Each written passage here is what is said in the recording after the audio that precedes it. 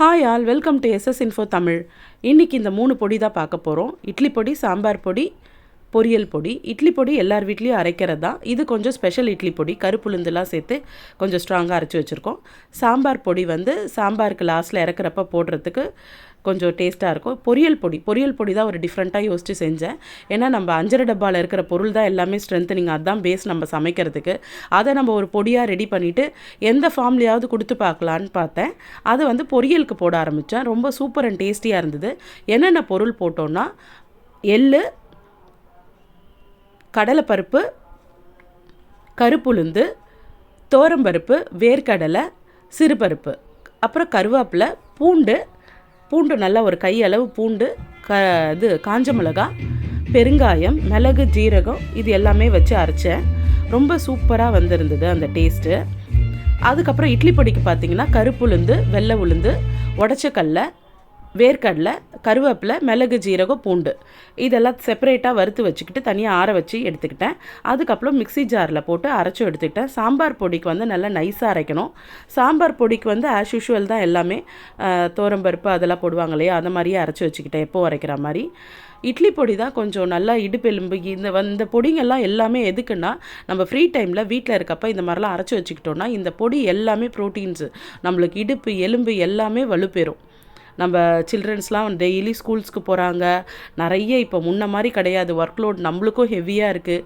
அதனால் இந்த மாதிரி பொடிங்கெல்லாம் நம்ம ப்ரிப்பேர் பண்ணி வச்சுட்டோன்னா ஃப்ரீயாக இருக்கப்போ அதெல்லாம் எடுத்து நம்ம அப்பப்போ எடுத்து சாம்பார் பொடி வந்து இறக்குறப்போ போட்டால் அவ்வளோ ஒரு வாசனையாக நல்ல மணமாக இருக்கும்.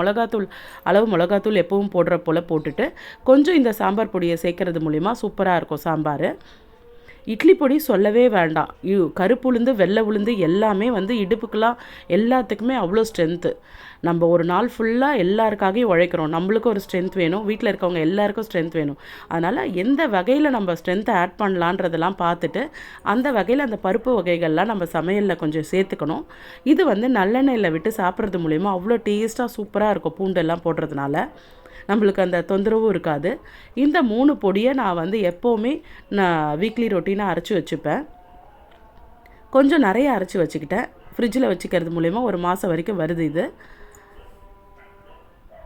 இந்த பொடிங்கள்லாம் வந்து பார்த்திங்கன்னா பொரியல் பொடி தான் ரொம்ப ஹைலைட்டே. நான் நிறைய பொருள் போட்டிருக்கேன் இந்த வாட்டி. நிறைய பொருள் போட்டு அரைக்கிறது மூலிமா அந்த ப்ரோட்டீன்ஸ்லாம் நம்மளுக்கு வந்து டைரெக்டாகவே உள்ளே போயிடுது அந்த பொரியலில். இறக்குறப்ப மட்டும் ஒரு 2 ஸ்பூன் போட்டு இறக்குனா வறுவலுக்கெலாம் அவ்வளோ சூப்பராக இருக்குது இந்த பொடி. ஏன்னா நம்ம அதில் உள்ளே சேர்த்துருக்கிற சத்தெல்லாம் அவ்வளோ அற்புதமானது.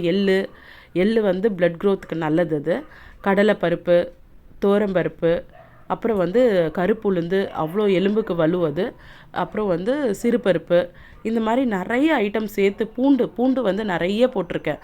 பூண்டு நிறைய போடுறது மூலயமா அந்த வாய்வு தொல்லை அதெல்லாம் போயிடும். அதனால் இந்த பொடிங்கள்லாம் நம்ம எந்த ஃபார்மில் நம்மளுக்கு கிடைக்குதோ அந்த மாதிரி உள்ளே சேர்த்துக்கிறது மூலயமா எல்லாருக்கும் நல்ல ஸ்ட்ரென்த் கிடைக்கும். முடிஞ்ச அளவுக்கு இந்த மாதிரி பண்ணி பாருங்கள். Thanks friends. தேங்க்யூ ஃபார் வாட்சிங் the video. Please subscribe and share the video.